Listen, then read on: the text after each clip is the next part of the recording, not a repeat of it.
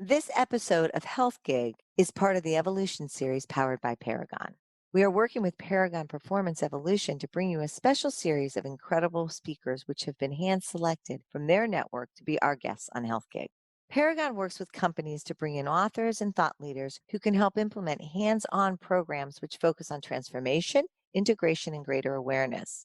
They blend the best of modern science, human behavior, and timeless wisdom into all of their programs, which is why we are so supportive of the work they are doing in this world. We are thrilled to be collaborating with Paragon Performance Evolution for this very special series and so happy to bring these conversations to you.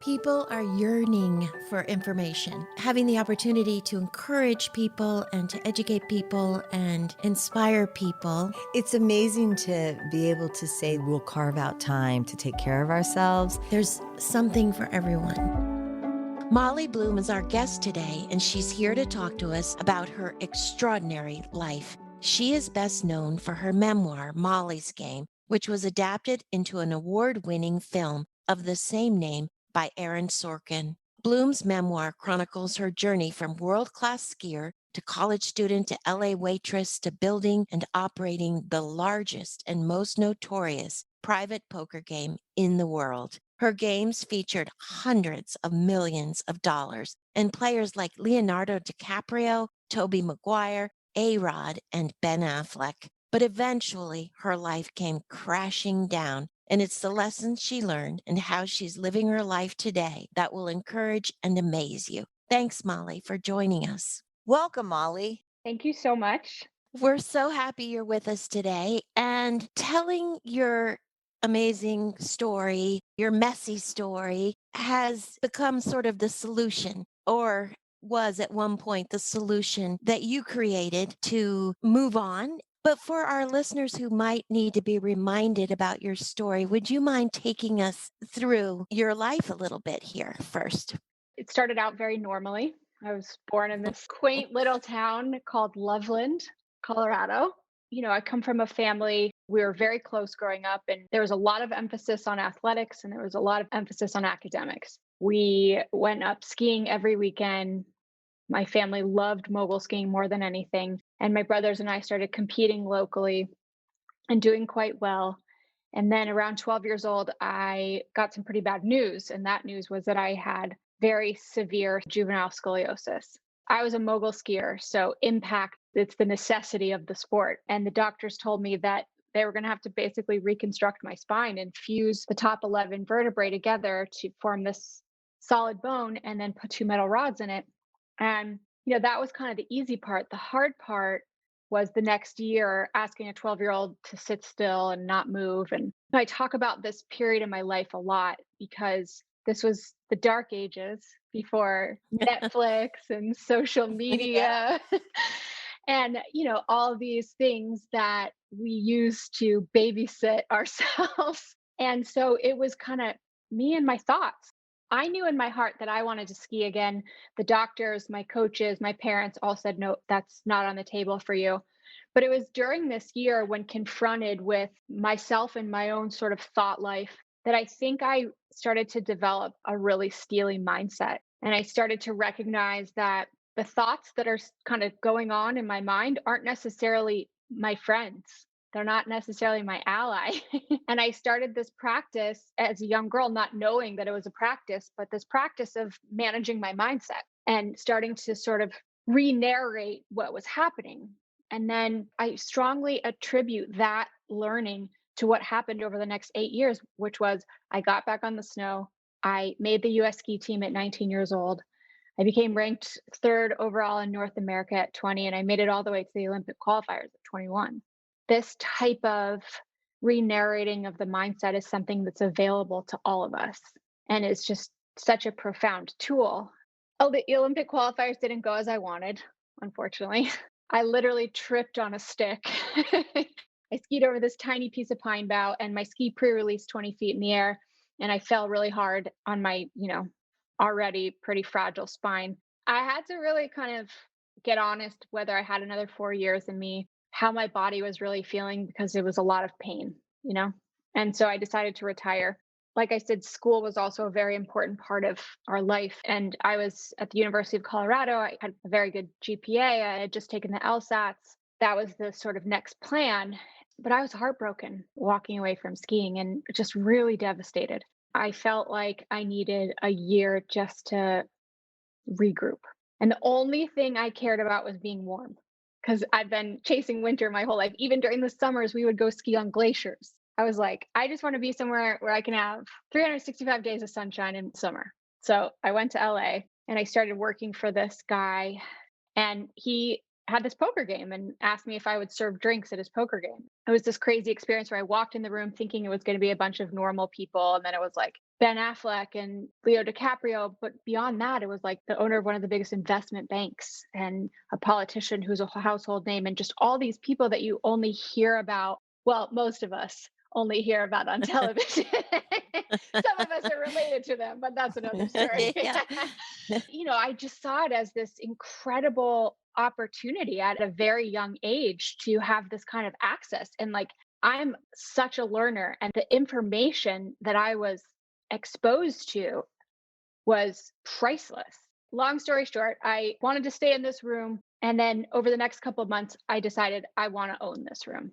I want to start my own games and have these people come play in them. And then that set up the next 8 years where I ran these games, made millions of dollars, had this incredible network. And you're how old at this time? So when I started my own game, I was 25, 26.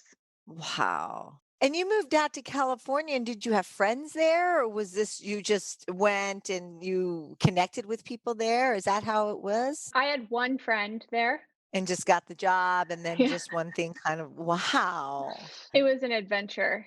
But, I didn't know anyone in LA, and I started these games, and And you don't play poker, or you didn't play poker? no, I Wow. knew nothing about poker. I always talk about like what I focused on those first couple years was just being a nice person, just being like a kind human being and showing up for people and cultivating meaningful relationships and listening to them talk and being curious. And then in those 8 years, although it started out as kind of this plan to spend a couple years doing this and then parlay it into something more legitimate, or save, because I was making millions of dollars a year. So like save this money for a couple years, or build this network and then go back to school, something like that. But I got very caught up, and kind of with each year that went by, I started losing more and more of myself and making things that I had never made my gods, like putting money and power and different types of success before principles. It was a slow evolution, but it was an evolution, and I ended up really lost, really sick, and ultimately breaking the law and getting federally indicted and arrested in the middle of the night by 17 FBI agents, run-ins with the Italian mob and the Russian mob, just this crazy outcome. So, at what point do you think you began to lose your compass? I think when I went to New York City. In LA, I had just been running this one game and making, a ton of money. And then that game was taken from me in a really unjust, unfair way. And that really rattled me. And so I went to New York and I was just like, this thing's not going to be over until I say it's over. And Yeah. that Yeah. stuff. And when you went to New York, again, to back to Trisha's question, did you know people there and how did you get going there?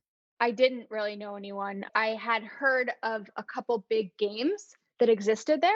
I just decided that I was going to figure out how to meet those people and build my own games. And I got creative. I got outside of the box. I was doing deals with the high end concierge at the hotels in New York City and the maitre d's at the best restaurants. And I even hired some socialites to go out and recruit. And I just kind of got to people. Yeah, like a true entrepreneur. You had startups. These were Yeah, startups. they were. You were starting this business up and really doing kind of all the right things. And I think we've heard you say it was in the details, right? You didn't let anything go. Like people would know the drinks that they would drink Right. or the food. Right. The personal touch. Yeah. I think it's hugely the personal touch and then also observing every component, and you're breaking down every component of this experience that these people are having and looking for the places that you can improve it, upgrade it, make it special, make them feel special.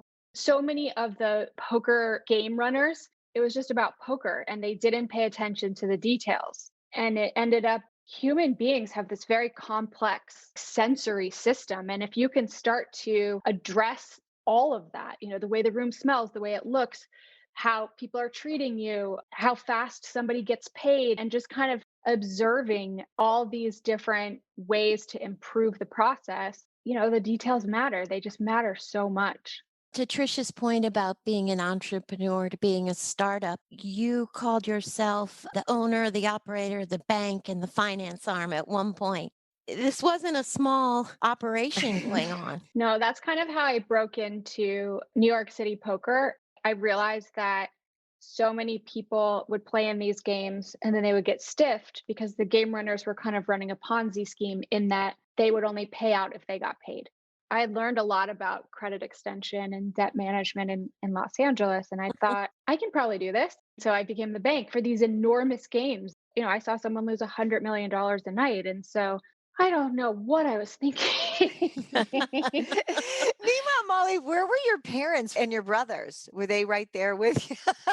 What were they doing? My brothers are insane human beings, and I mean that in the best way possible. But Jeremy was the athletic prodigy, and by 19 years old, he was number one in the world in skiing. And he went into two Olympics, being the world champion both times. And then after he retired from the Olympics, he got drafted fifth round to the Philadelphia Eagles. And then at like 22, he decided he was going to start this charity granting wishes for senior citizens in our community. And then most recently, he's raised like $80 million for a very successful startup that he runs. My other brother is probably the coolest out of all of us because he a professor at Harvard and he is a cardiothoracic surgeon at Massachusetts General. And he has this really like specific, obscure specialty that he helps people with those congenital heart defects. And these two were what I was supposed to. Overachievers. I was like, okay, and then you're running yeah, poker I'm like, games. I gotta go Yeah. underground, obviously. So what were they saying while this was all going on And did they before? know? So I was giving my parents a very PG-13 analysis, but I know that they didn't really believe me. I mean, I think I bought a Bentley at 26. You don't know what you're doing. You're just You're kind of so an young. idiot. But my brothers would love it. They would come to Los Angeles and like, Mm. I had so much cash and money and I would just put them up at the nicest hotels and take them out at night. And they're like, I don't know what my sister's doing, but this is awesome for us. And at this point, before you went to New York, everything's legal, Everything's legal. which Yeah. shows your brilliance, right? Because you just knew how to do it. It was legal. You weren't breaking any laws. And as you were saying too, building community and Hmm. doing all that. But then you go to New York and things kind of changed, right? Yes, things started to change. And it's such a powerful lesson because I started to relax just a little bit on the things that I cared about. For instance, not letting people play in the game that were like just very blatant gambling addicts or that couldn't afford it. And when I got to New York and I'm like, I'm going to build an empire because I'm mad at LA, and I started just caring so much about the bottom line and not about human beings. I was just like as many games as possible. And so that kind of expansion obviously was put on the radar for like, the Italian mob. And I had a very terrifying run in with them. Then also, like I said, I was getting sloppy about my recruitment. There's a couple players, these kind of Russian American businessmen who people said they were maybe a little bit shady. They were extremely educated and sophisticated, seemed to fit the bill, but it turns out they were running the biggest insurance fraud scheme in New York City history. And they had deep ties to the Russian mob. Were you addicted to drugs and things by this point? Yes. In LA, I ran with a fast crowd for sure, and people drank a lot. But I would say in New York, it stopped being about like going out and having fun on the weekends. And it was like taking pills all the time, pills to stay up, pills to come down. I was really stressed out, max stressed out, and I was drinking a ton. I couldn't function without the substances anymore. Thinking about you as an athlete, more than anybody, athletes know what nutrition means and what you're putting into your body really matters. So that must have been, again, a sign of you kind of moving away from who you were. Absolutely. And then to live that way necessitates deception and kind of living a double life. So the whole hot mess express was Hot Mess headed Express. for a crash. So in the movie, they depict that horrible scene of the mobster coming up to your apartment. Is the movie true? Was the movie pretty much stayed into what happened? Okay. Yeah, So was that the Italian mob? it was. Oh, It was so terrible for so many reasons. They approached me months before and kind of did their spiel. We want a piece of the game. And then I turned them down politely and sort of kept evading their calls. And then they sent someone to what I thought was my very secure sort of Upper West Side apartment. But you come to realize like nothing's really secure. He came to my apartment. He put a gun in my mouth, which is just like, and this is all through your security detail, right? So your security guy who you really I really trusted trusted. Yeah. and had him there sort of as your protection actually is the one that kind of allowed them into your Yeah. yeah. Mhm. They paid him off or something. Or owed him a favor, I'm not sure, yeah. And then the front desk people all got paid off, and that's why that guy could get up to your apartment? At least one of Wow. them. He put a gun in my mouth, he beat me up, like, really bad, and then he said, "If you tell anyone, we know where your family lives in Colorado." Then you're like, it's one thing for me to be making these terrible decisions and to be putting my life in danger, but now my family's involved. And also to have that experience, to have that happen to you and not be able to tell a single person. I waited in my apartment for them to call me, because obviously I was expecting their call. Really had no idea what I was going to tell them. Obviously, I can't say no anymore, but I obviously can't say yes either. And it was a very dark time. It was a very confusing time. I was obviously drinking a lot. And then I got the New York Times, and on the cover it said 125 arrested in the biggest mob related takedown in New York City history. So I didn't hear from them again. And yes, recklessly and stupidly, I went on to run games telling myself it was because I had so much money on the street that I needed to collect. And if I stopped running games, then the gamblers wouldn't pay me. And then a couple months later, the feds raided one of my games and seized all my assets. They took every penny that I had ever made. That was game over. That was that was enough. And then that's when it sort of all started. Tell us what happened then. I went home to live with my mom in the mountains. I didn't have a bank account. I didn't have a cent. Most of the people that I knew stopped calling, stopped answering calls. I went to rehab, So at 28 days, or how long did you 28 go days. for? My family staged an intervention, and it was my mom and my aunt. My aunt's been sober for a million years, but then I saw that my brothers were there, and that's what killed me. And my uncle, who's been sober for like a million years and one of these hardline sober guys, was like, she needs to go to a place that's not nice. Do not send her to promises or whatever. So they sent me to this real deal rehab center, like in the middle of Florida. I was like, oh, I'm going to the beach. Great. Um, No, so you had to just humble pie, you're at rehab having to do some pretty deep work. learning to take responsibility. Yep. It's almost like you've had now your early life, which was amazing, then you had this life, and now you have a rehab life. Yeah. It was an incredible experience. I was sober for like the next year plus, even though I had nothing, whatever. Like I had a great year. I was in the mountains of Colorado. I was feeling good for the first time in my life because when this happened, there was already starting to be tabloid fodder. So it's not like I could hide from it. I had failed spectacularly, which was my biggest fear in life. And you know what? I was okay. And beyond being okay, there was a liberation that I felt of like not having to keep up appearances. Was there anyone from your past life during that year that tried to contact you or My best friend, Allie, stayed in my life. Some of the girls that worked at the game, like, stayed in my life. The rest of it was crickets. Are those girls okay now? Are they Mhm. good? Yeah, 2 of them played themselves in the movie. Oh, really? My friend Stephanie played herself, and my friend Madison played herself, and Stephanie has, like, 4 kids now. Okay. Oh, that's so Yeah, it was great. Oh, that's awesome. so great. Yeah, yeah, they're all doing Wow. well. They're all doing well. They all got out of that life, thank God. You said you went back home, you were feeling healthy, you're feeling good. Maybe you just felt free at that time. I did. I felt free. I felt that my life had been restored in so many ways, like the moral part of it, the familial part of it, the accountable part of it. When you're a drug addict, you have zero accountability to yourself or to anyone else. And to feel accountable again, to have discipline again, to know that when you say you're going to do something, you're going to do it. And it's not contingent on like how well the substances are working. It's just incredible. And then I decided in that second year, maybe I'll write a book. Maybe I'll write a book and no one's hiring me at this point. Like, no one will take my phone call. Maybe I'll write a book and go back to school. You felt that freedom and everything. Was there ever any shame that you had to deal with? 100%.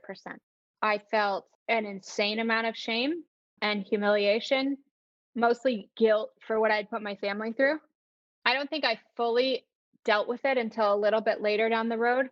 I don't think I had processed it yet, and I certainly hadn't repaired it yet. That comes later. But I think I realized from this like survival mode instinct, I'm already going to have a large uphill climb. Beating myself up is just going to be counterproductive. So the book. So I started writing the book, and all the publishers wanted this big celebrity takedown piece. I kind of said, look, if people have admitted to being part of this game, then their names are on the table, but I'm not telling any stories that are going to like harm anybody's life. And they said, well, what about the people that haven't been in the news? I'm like, that's their story to tell. I'm not going there. So I got a very small book advance and I started writing the book. The book was almost done. And because I was writing this book, there was some smaller production companies in LA kind of interested in it. So I finagled getting a job at one of them. Wow. Of course you did. I was like, you know what? I need more than a book option right now. A job. So you moved back to California at this point? I moved back to California. It was Wow. about 7 days before my 33rd birthday. And I moved into this small, modest apartment. I was like, I'm back. Okay. You're healthy I'm now. I'm back. healthy. I'm back. Yeah. I have a Starting job. it over. And then 7 days later, Oh, middle of the night, 17 FBI agents, semi automatic weapons, high beam flashlights arrested me, put this piece of paper in front of me that I will never forget. Said the United States of America versus Molly Bloom. I guess I didn't really understand how the justice system worked. I didn't understand that they could potentially be building a case. My attorney had reached out to them when they seized my assets, and they were like, if she wants to come in and go on record and tell us how she made this money and the people that she knows, then we can have that conversation, which I didn't want to do because by that time I had been doing it illegally. And my lawyer said, okay, well, if you need her, we're here. Let us know. And they said, well, as of right now, she's not of interest. And so 2 years later, to be confronted with this was just like, I felt like a dream. I just don't have any like words to describe how surreal and shocking it was. it just sounds like when you're talking like that was behind you. You had done all the right things. You had done everything you could do, and this was behind you, and there wasn't supposed to come back.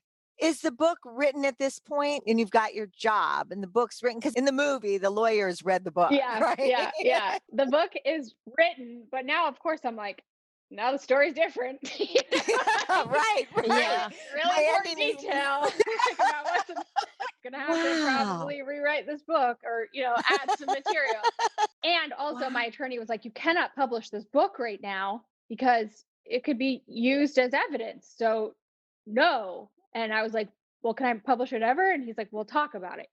So, yeah, so I had a day and a half. My mom had to fly in from Colorado. She had to put her house up to bail me out. You lost your job. I mean, Yeah, you I lost didn't, my but the job. yeah, okay, yeah, your job ended. Okay. Just to be clear. Okay. No more job. So I had a day and a half to get to New York City after I got out of jail because we were being arraigned. And I'm looking at this indictment that I'm in, and there are very serious, terrifying people in this indictment that I have never met in my whole life. The arraignment was nuts.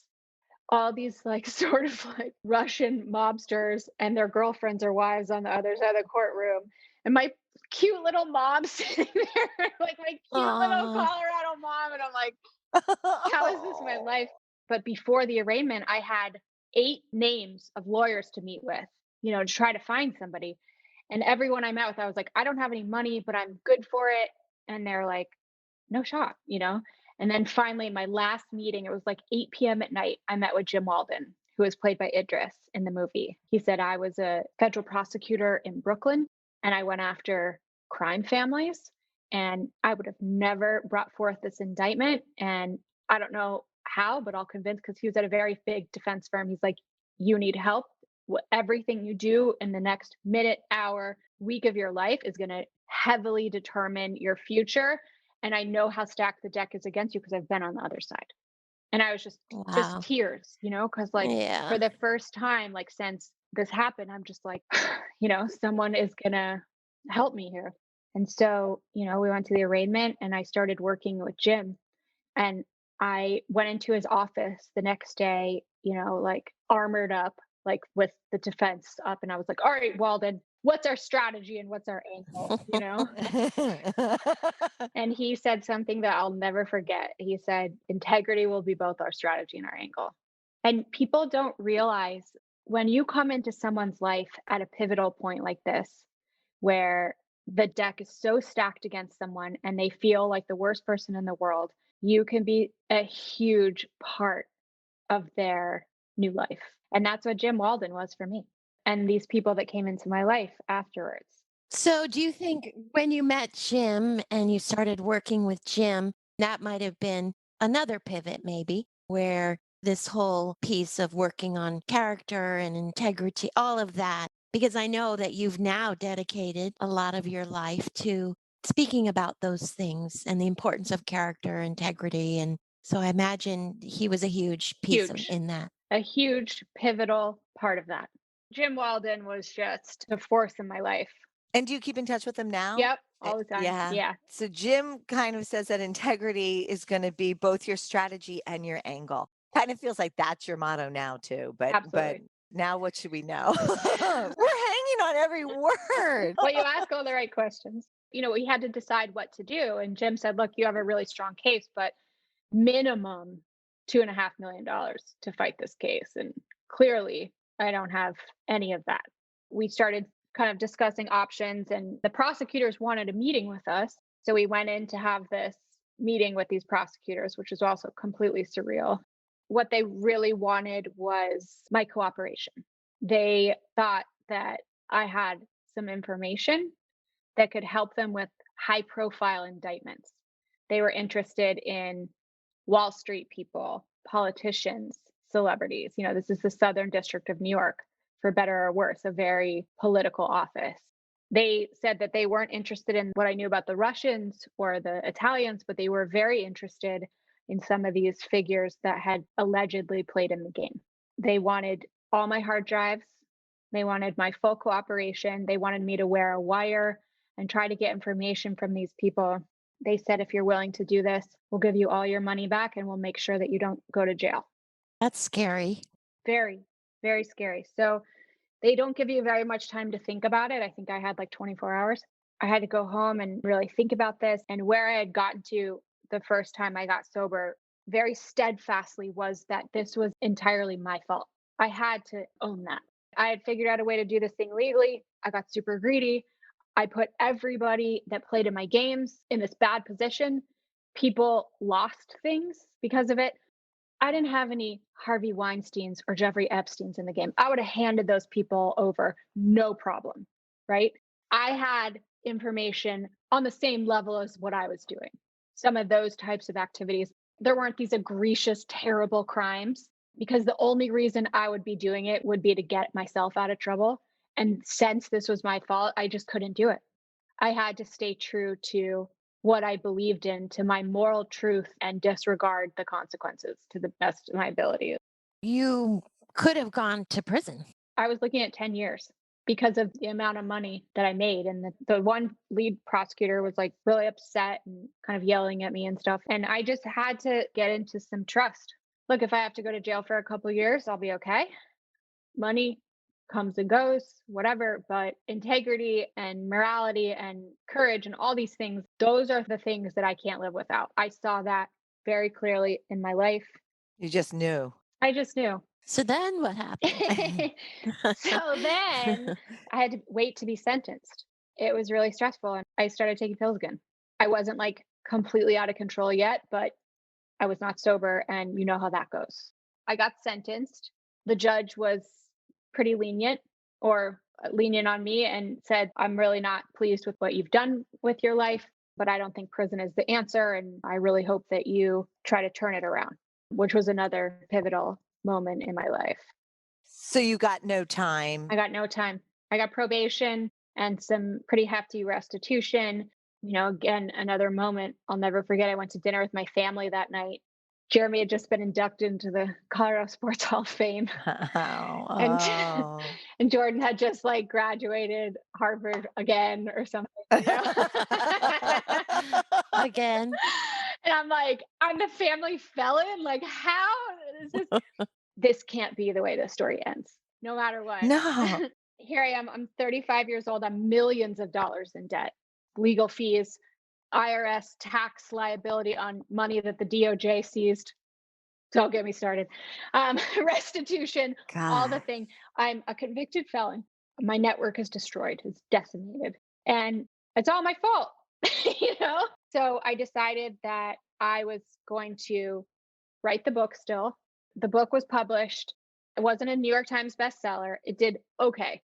But that didn't matter because I was like, how am I ever going to make enough money to address this financial liability that I have? How am I going to repair my reputation? Because the tabloids are telling this story about like a Heidi Fleiss-ish character. And I made a lot of mistakes, but I was an entrepreneur.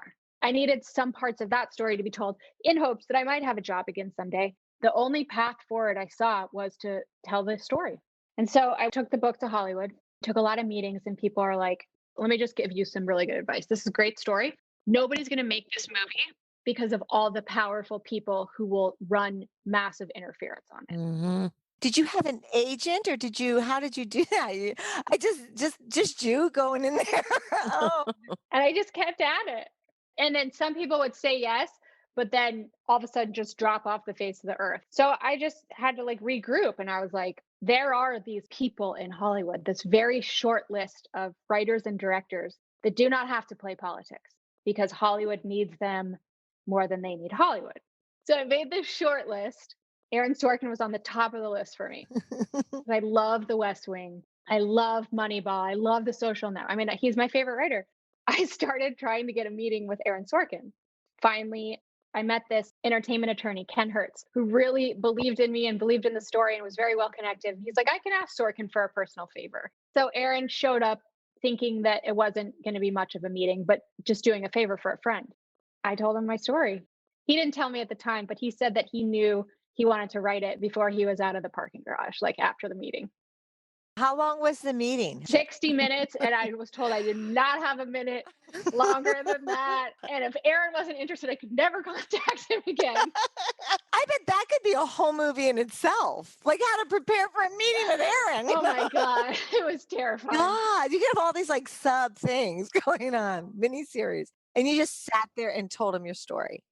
I told him my story, hoped and prayed that he would like it. He slow played it for 2 weeks.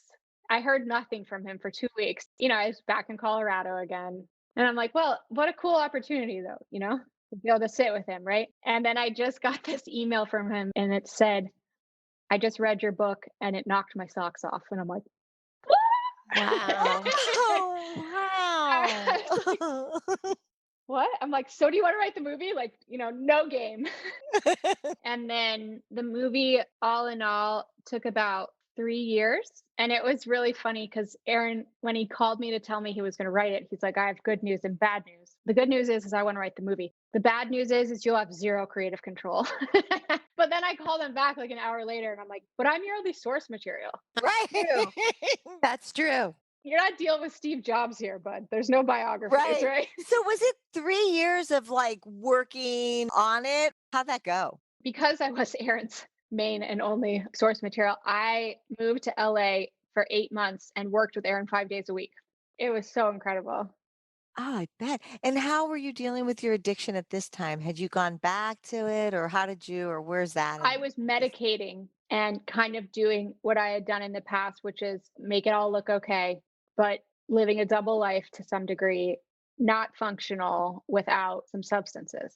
And then it's progressive, right? And so after that 8 month period, when they went off to Toronto to film the movie, my addiction got really bad again. 6 months before the movie was supposed to come out, I told my parents, I said, I need rehab again. And there was a lot of fear around that decision since this movie's coming out in 6 months about a girl who was supposed to be brave. I went to rehab that time. And then for the next, I think it was 8 months before the movie came out, all I did was get sober and do the work and meditate and read a million books, neuroscience, psychology, Buddhism. I had put my life back together so many times from the outside, but I had never done it thoroughly from the inside. Let me tell you something.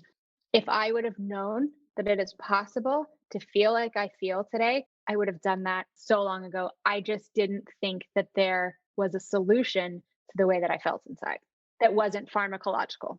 We assume you went to the red carpet and did the movie opening. And what happened after the red carpet? I got sober again and went to rehab in Colorado and I moved back to Colorado. And I got this sponsor, this woman who has 25 years of sobriety. And she's this little Puerto Rican woman from the Bronx who's like sort of terrifying, but also so wonderful. She's got a Tony Montana speed, but she also has a Mother Teresa speed. And she was perfect for me. I started working with her and I started doing the steps and I started meditating, even though, man, I did not want to. But every book that I had, it just kept coming up as this very valuable practice. And I would get so irritated because I'm like, there's no way I can meditate. My mind is just too all over the place. So I started really small. I started 30 seconds the first day, and then I built up to a minute. I kept building up.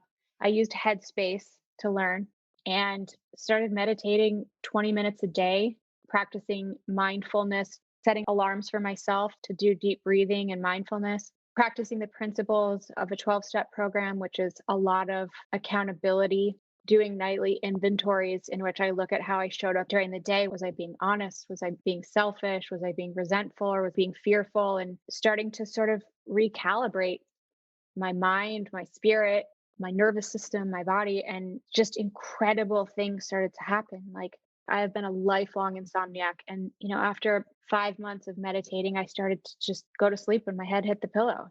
Overcame anxiety. I had some weird fears like flying, which I did all the time, but I was still terrified of it. Didn't know how I was going to get on a plane without Valium or something. Breath work, meditation, that's my go to. It's so much more effective. I'm such a big believer in meditation. I'm such a big believer in sitting every day and observing whatever comes up without attaching to it. It's discomfort training. It's being able to experience whatever is happening in your life without 911. Got to change this. Can't handle this.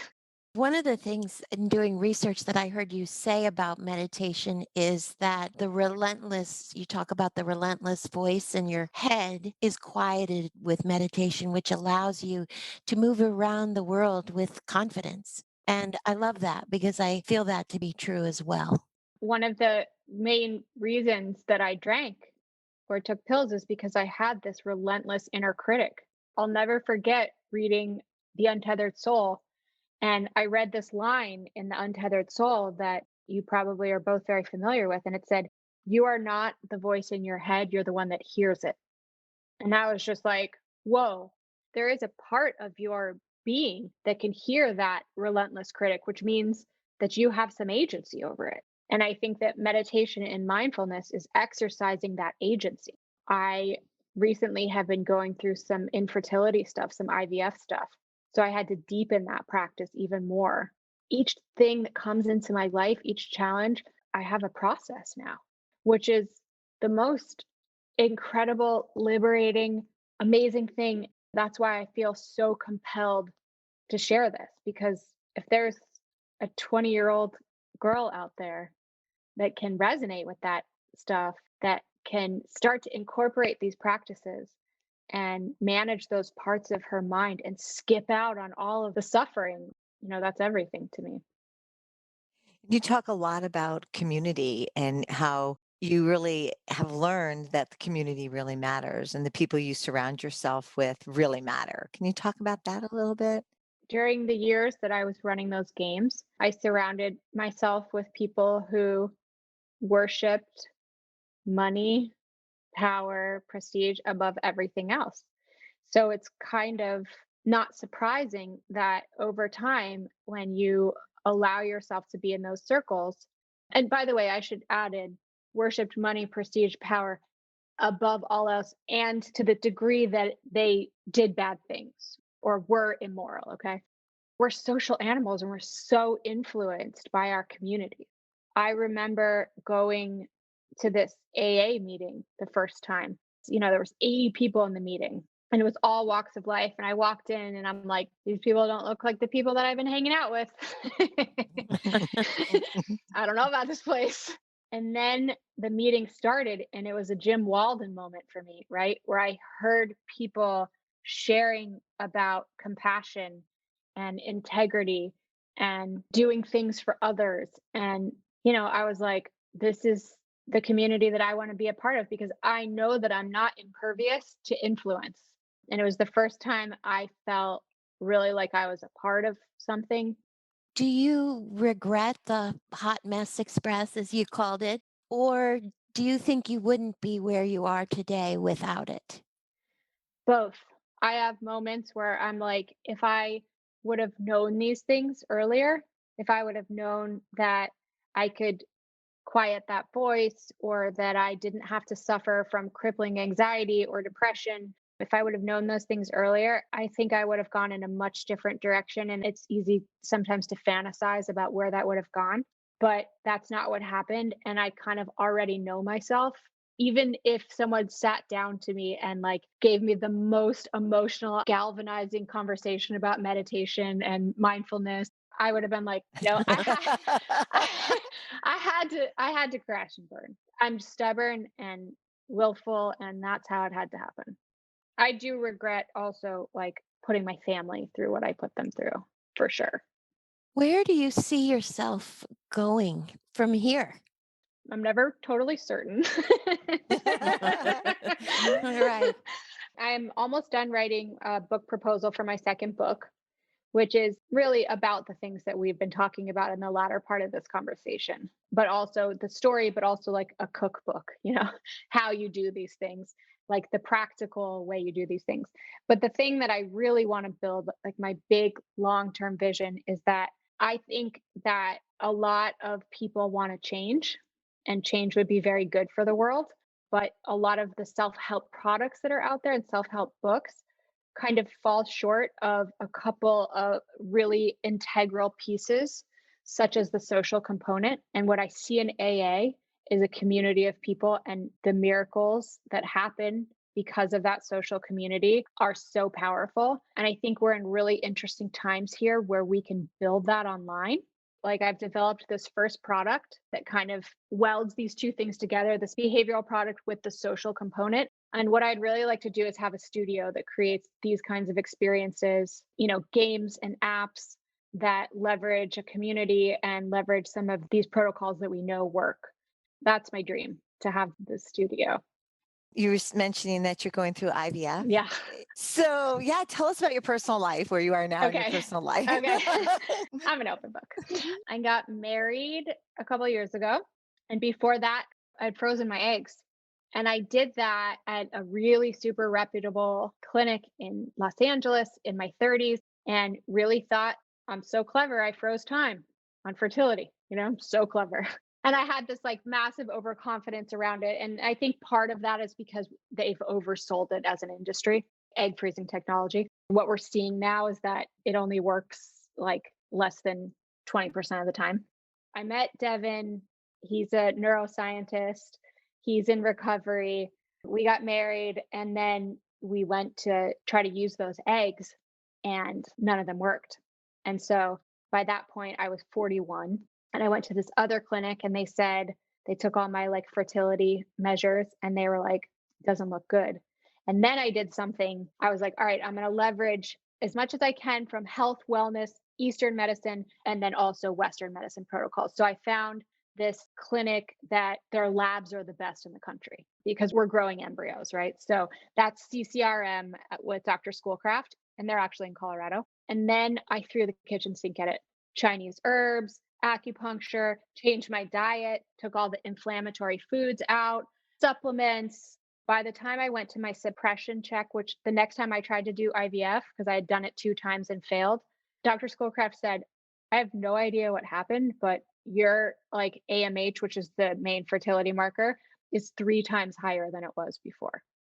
I know that we are so aligned with this, that nutrition matters. I've done 8 rounds of IVF and we have 2 good embryos. And so we're going to transfer one of them in June, but it's been quite an adventure. Boy, you've got so many experiences. That's amazing. What else do we need to know? I think that's it. I think I've told you literally everything about my life. Well, we love Devin. How long did you know each other before you got married? So this is like the best Devin story. So I met Devin when I was a month sober and he had 5 years. And I met him in a meeting and I heard him speak and he's really good looking and articulate. And he had this like message of integrity. And I was like, I love him. I'm going to marry him.